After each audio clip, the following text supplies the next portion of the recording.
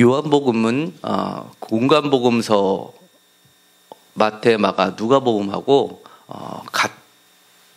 같은 복음서라고 취급하지 않습니다. 우리는 흔히 사복음서라고 해가지고 마태, 마가, 누가, 요한을 묶어서 이렇게 생각하는 경우가 많은데요. 공관복음서라고 하면 마태, 마가, 누가복음을 얘기하고요. 요한복음 같은 경우는 별도로 놓고 얘기를 합니다. 그래서 외국에서는 심지어 요한복음을 제4복음서라고 이렇게 명명을 하기도 합니다. 그런 데는 여러 가지 이유가 있습니다. 왜냐하면 이 요한복음은 이 공관복음서, 마태, 마가, 누가복음하고는 매우 문체도 틀리고요. 또 지향하는 독특한 그리스도론을 가지고 있기 때문입니다.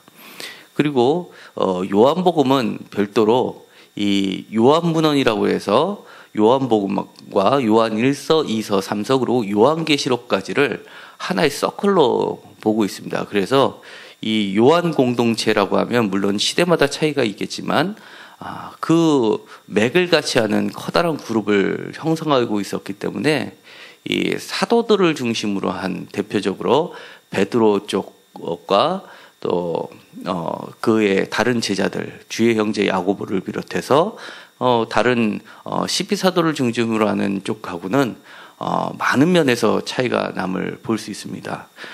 그럼에도 불구하고요, 이 요한복음이 차지하고 있는 위치는 상당히 기독교에서는 중요한 위치를 차지하고 있습니다. 예를 들어서 우리가 말씀이 육신이 되었다, 예수님께서는 하나님이셨다라고 고백할 수 있는 것은 바로 이 요한복음 때문입니다.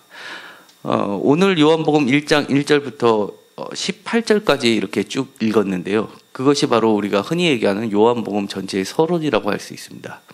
우리가 글을 쓸 때는요, 글을 다 쓰고 순서대로 쓰는 경우가 있고, 아니면 거꾸로 다 쓰고 나서 맨 앞에 서론 부분을 쓰는 경우가 있습니다. 사람에 따라서는 서론 부분을 쓰고 나면요, 그 뒷부분이 쫙 연상이 돼가지고 이게 풀어나가는 사람이 있는데, 이거를 다 썼는데도 마음에 들지 않으니까 작작작작 앞에 부분을 지우고선요, 다시금 전체를 보면서 정리를 해서 요약본을 만들어서 맨 앞에 두는 경우도 있습니다. 그런데 이 요한복음이 기록될 당시에는요, 두루마리 형태로 되다 보니까 우리가 지금 컴퓨터로 편집하는 것처럼 마음대로 할 수가 없었습니다. 왜냐하면 두루마리 형태로 되어 있다 보니까 맨 처음 펼쳐주는 것이 항상 서두가 되었고요.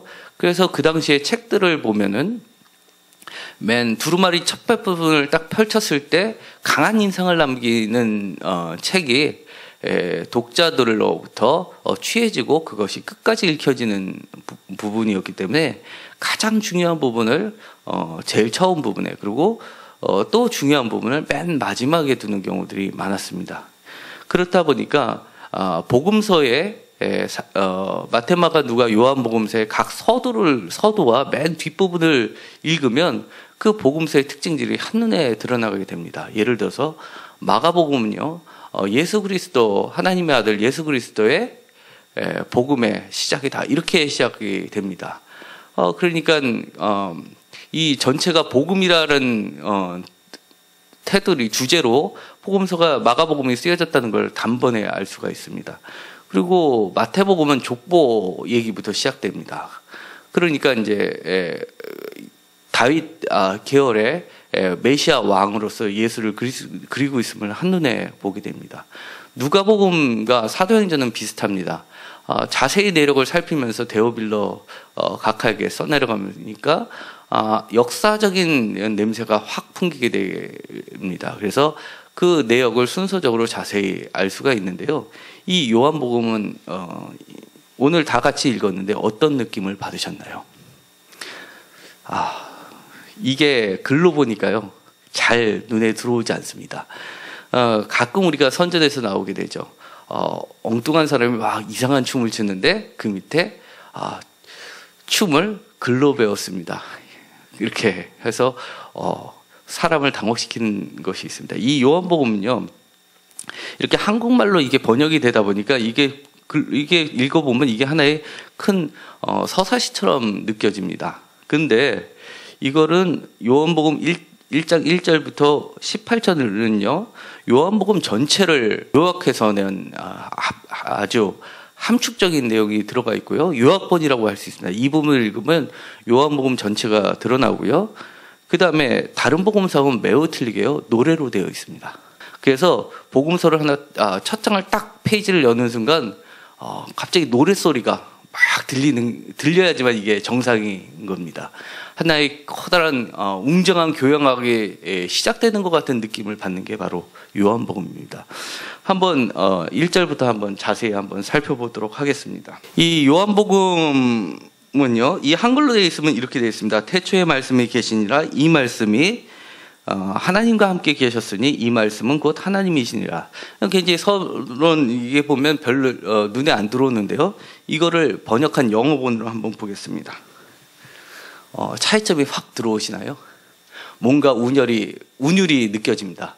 In the beginning 하고 2절 끝에도 in the beginning 앞뒤를 쫙 맞췄습니다. 그 다음에요, the word 말씀, the word. 그 다음에 God, God. 그 다음에 중간에 word, God, God 이렇게 되어 있습니다. 그러니까 이게 소리를 안 듣고 글자만으로 모양만으로 보더라도 이것이 바로 시구나 아니면 노래구나를 알 수 있습니다.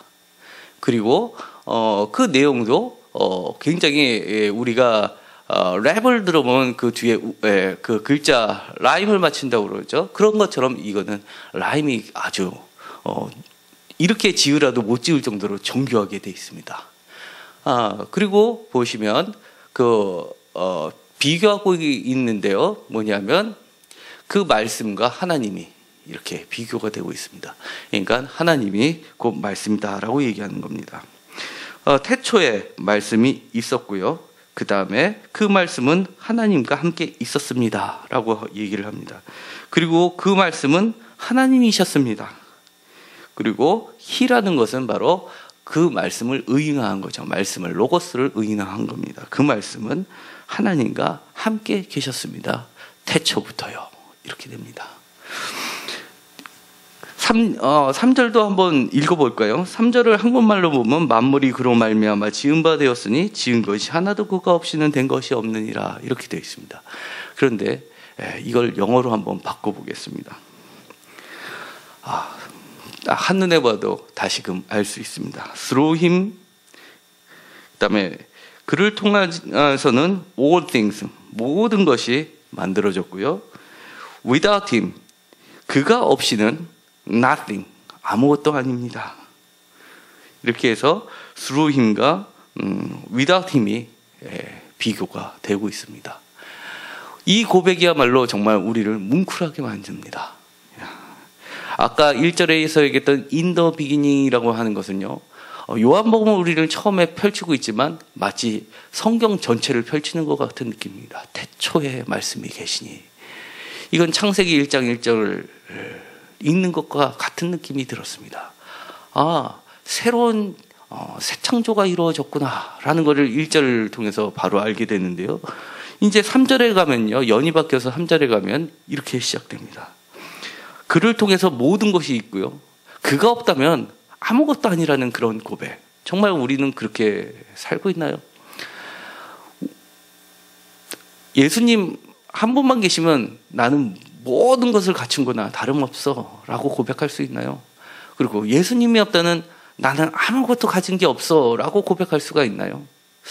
이것처럼 위대한 고백이 어디 있을까요?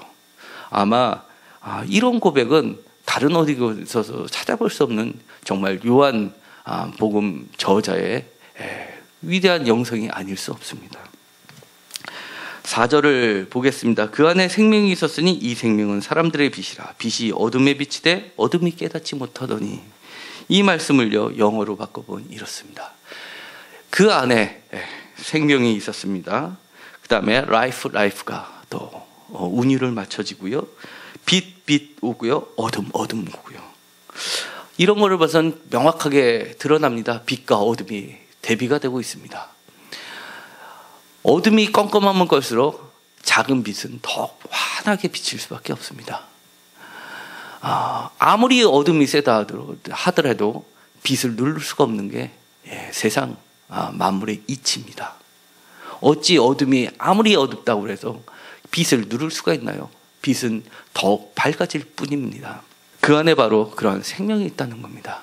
생명은요, 그 어떤 것으로, 예수 안에 있는 그 생명은 어떤 것으로도 막을 수 없고 감출 수도 없고 드러날 수밖에 없다는 것을 요한은 얘기하고 있습니다.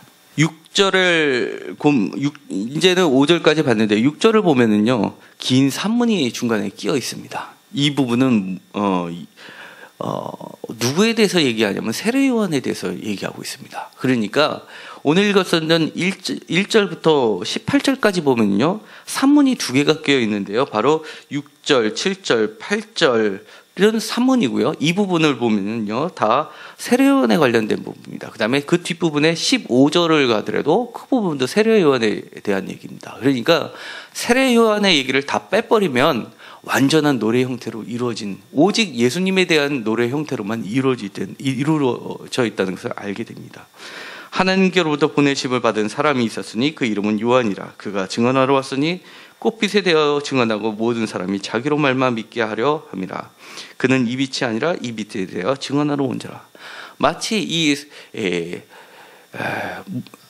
서술문은요, 노래를 끊는 듯한 뭔가 언밸런스한 느낌을 줍니다. 마치 이거의 효과는요, 저 배경의 하나의 이야기거리를 만들어내는 효과를 가져옵니다. 평상시 지나가는 일상의 모습 가운데서 갑자기 드러나는 예수의 모습이 더 뚜렷하게 나오도록 아주 독특한 배경음악을 까는 듯한 느낌을 줍니다. 영어로 보면 이것도 완전히, 여기를 보시면요, 어떤 것도 사실은 아까 시적인 것처럼 운율이 보이지 않습니다. 그래서 이것을 산문으로 빼는 이유 중에 하나인 겁니다. 9절에 보겠습니다. 참빛 곧 세상에 와서 각 사람에게 비추는 빛이 있었나니 그가 세상에 계셨을 때 세상은 그로 말미암아 지은 바 되었으니 세상이 그를 알지 못하였고. 여기서도 보면 true right에서 참빛에 대해서 얘기합니다. right 빛에 대해서요. 그 다음에 세상과 세상에 대해서요. 그 다음에 그를 통해서 그 다음에 세상에 반응하는 것을 보게 됩니다. 이 모습을 보면요, 세상에서 빛이 왔지만 그 빛을 알아보지, 인식하지 못하는 안타까운 상황이 펼쳐지고 있습니다.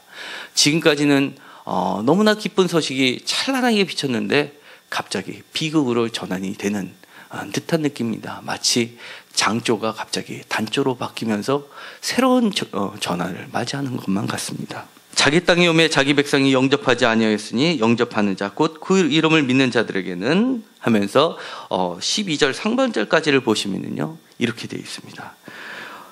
He came to that which was his own. His own과 his own이 또 한번 비교가 되고요. 그 다음에 힘과 힘이 연결이 되고요. receive 힘이라는 것은 결국은 believe in his name을 얘기한다는 것을 우리는 한눈에 알 수가 있습니다. 우리가 예수님을 어떻게 받아들인다고요? 사실은 요한은 그를 믿는 것이라고 얘기하는 거나 같습니다. 이것이 바로 사문으로 읽을 때는 잘 드러나지 않지만요, 이렇게 시로 읽으면요, 따로 설명할 필요가 없이 바로 알 수 있게 됩니다. 하나님의 자녀가 되는 권세를 주셨으니 이는 혈통으로 육정으로나 사람의 뜻으로나 나지 아니하고 오직 하나님께로부터 난 자들이니라. 여기서의 주된 핵심은 역시 반복되는 구에 있습니다. 그것은 바로 하나님의 자녀라는 겁니다. Children of God, children. 그 children은 바로 어떤 children이냐면 바로 born of God이라는 겁니다. 말씀이 육신이 되어 우리 가운데 거하심에 우리가 그의 영광을 보니 아버지 독생자의 영광이요 은혜와 진리가 충만하더라. 이 말씀이 육신이 되었다는 것, 이게 바로 우리가 가장 기독교의 핵심이 되는 로고스 사상입니다. 그 말씀이라는 것이요, 여기 보면 워드도 대문자고 그 앞에 정관사 더도 붙여 있습니다. 그 유일하신 말씀, 태초부터 계셨던 말씀, 하나님이셨던 그 말씀이 이제 육체가 돼서, 살과 피를 가진 육체가 돼서 참 인간이 되어서 우리와 함께 dwelling, 거주한다는 얘기입니다. 우리 가운데 천막을 쳤다는 얘기입니다. 이것은 마치 출애굽기와 민수기에서 광야를 생활을 하면서 그들을 인도하실 때 하나님께서 저 구름 뒤에서 말씀만 하신 게 아니라 천막 가운데 그들과 함께 거하시면서 그들의 어려움과 목마름과 배고픔을 함께 겪으셨던 그 하나님을 연상케 합니다. 예수님은요, 이 땅에 오셨을 때 높은 자리에 앉으셔서 이거에 저거에 이렇게 지시하시는 분이 아니셨습니다. 그의 아픔을 같이 아프셨고요, 배고프셨고요, 그 다음에 슬픈 자와 같이 우셨고요, 그리고 기쁜 자와 같이 웃어주면서 그들을 위로하시고 함께 하셨습니다. 그것이 바로 우리와 함께 하셨던 겁니다. 함께 했었던 이유가 섬김을 받기 위해서가 아니라 바로 하나님의 영광을 우리에게 주시기 위해서라는 겁니다.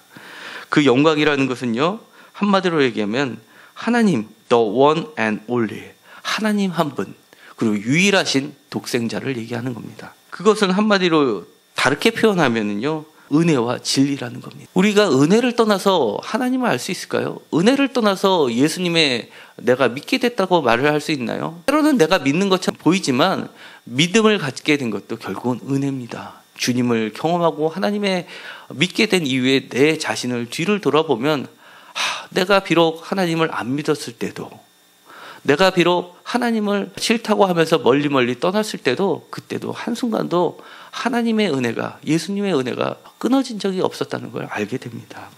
15절에 가면 다시 한번 사모님 얘기합니다. 중요한 메시지는 요한이 자기가 빛이 아니라고, 그다음에 예수님은 나보다 먼저 계신 분이라고 얘기를 합니다. 여기서도 보더라도 한눈에 이것이 사모님을 알 수 있습니다.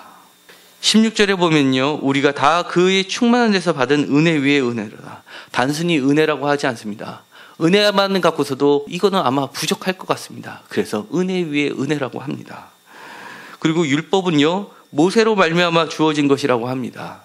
그렇지만 은혜와 진리는 예수 그리스도로 말미암아 주온 것이라고 합니다. 예수 그리스도로서 왔다는 건 뭡니까? 하나님으로부터 왔다는 얘기입니다. 바로 이스라엘 백성들이 자기들 국가의 창시자요, 하나님을 믿게 한, 그리고 율법을 부여한 그 사람을 단순히 이렇게 예수님과 비교하면서 차원을 다르게 표현하고 있습니다. 영어로 보시면요, 마찬가지로 한눈에 알 수 있습니다. 이 모세로부터는요, 그 법을 얘기합니다. 그렇지만 예수 그리스도부터 온 것은요, 법이 아니라는 겁니다. 예수 그리스도부터 온 것은 바로 은혜고 진리라는 겁니다. 그들을 지배했던 거, 많은 규례들, 그것은 한마디로 아무리 좋은 것이라도 결국은 그들에게는 법입니다. 그렇지만 주님은 그 법을 자유롭게 하셨습니다. 그것이 바로 은혜라고 합니다. 은혜라고만 하면 그것은 아마 완전한 표현이 아닐 수가 있습니다. 왜냐하면 은혜이면서도 진리라는 것입니다. 우리가 진리이기 때문에 언제나 세상에서 힘을 발휘하는 거 아닙니까? 진리가 무너진 것, 다른 것에서 은혜를 찾는다는 건 사실은 불가능한 겁니다. 잠시 그것은 참 좋은 것처럼 보이지만 진리에서 벗어났을 때는 사실은 그거는 모래 위에 쌓은 집과 같은 것일 뿐입니다. 본래 하나님을 본 사람은 없을 때 아버지 품속에는 독생하신 하나님이 나타나셨느니라. 이 말씀은요, 이렇게 영어로 보면 더 분명해집니다. No one 이렇게 얘기합니다. 부정어를 맨 앞에 갖다 뒀다는 건요, 긍정어를 넣고 뒤에 낫을 붙이는 것보다 더 강력한 부정적 의미를 갖고 있습니다. 어떤 누구도 하나님을 본 사람이 없다는 겁니다. 그 누구도 예가 없다는 겁니다. 사실 이스라엘 사람들에게서는요, 하나님을 본 사람이 있다고 믿었습니다. 모세가 하나님을 대변했다고 얘기합니다. 엘리야도 하나님을 대면했다고 합니다. 하지만 요한은 그렇지 않다라고 얘기합니다. 하나님을 진정으로 본 자가 있느냐? 아무도 없다는 겁니다. 오직 예수 그리스도만이 하나님을 직접 대면했다고 얘기합니다. 그것도 어디에서요? 품속에서요. 하나님의 품속입니다. 독생하신 자의 품속에 있었던 것은, 품이라는 것은요, 사실은 사랑받는 자를 얘기합니다. 요한복음의 저자가 누구냐라고 할 때, 흔히들 얘기할 때 사랑받는 제자가 저자였다라고 대부분의 학자가 의견을 모으고 있습니다. 왜냐하면 이 품속에 있었다는 얘기는요, 가장 소중한 사람이라는 뜻이거든요. 우리가 갓난아기 태어났을 때 목마를 태우고 다닙니까? 가슴에 품속에 품고 다니는 게 갓난아기일수록 어머니가 품속에 품고 다닙니다. 사랑받는다는 뜻은요, 다비드라는 뜻입니다. 그래서 다윗이라는 의미가요, 사실은 이제 사랑받는 자라는 의미인데요.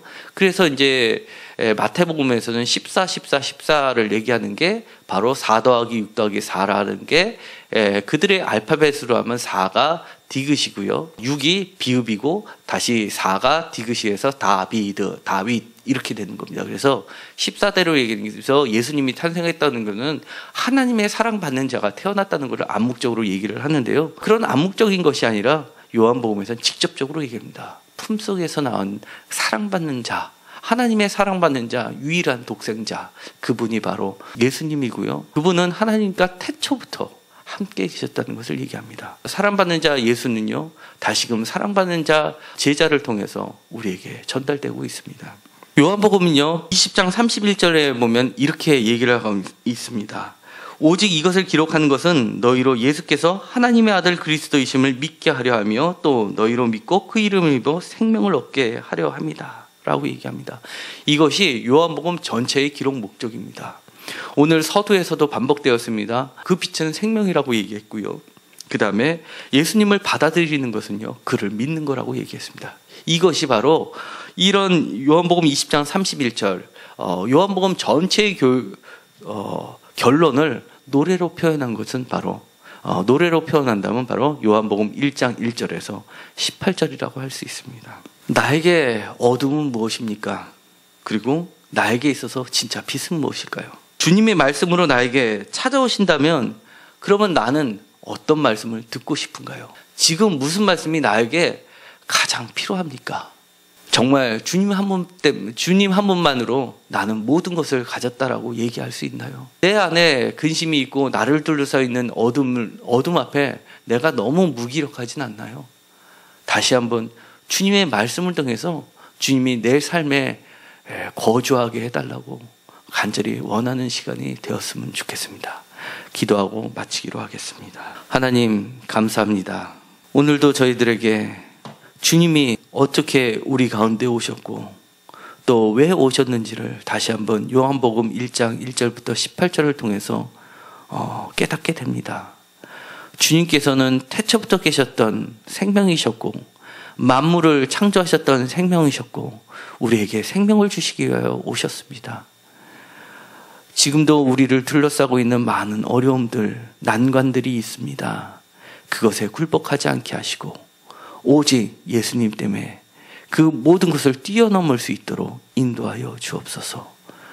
그 생명을 우리가 나만 갖고 있는 것이 아니라 어려움을 겪고 있는 그들에게 주님이 그들과 함께 거주하심으로써 그들에게 빛을 주셨던 것처럼 저희들도 그들과 함께 하면서 예수의 참빛을 전할 수 있게 하여 주옵소서.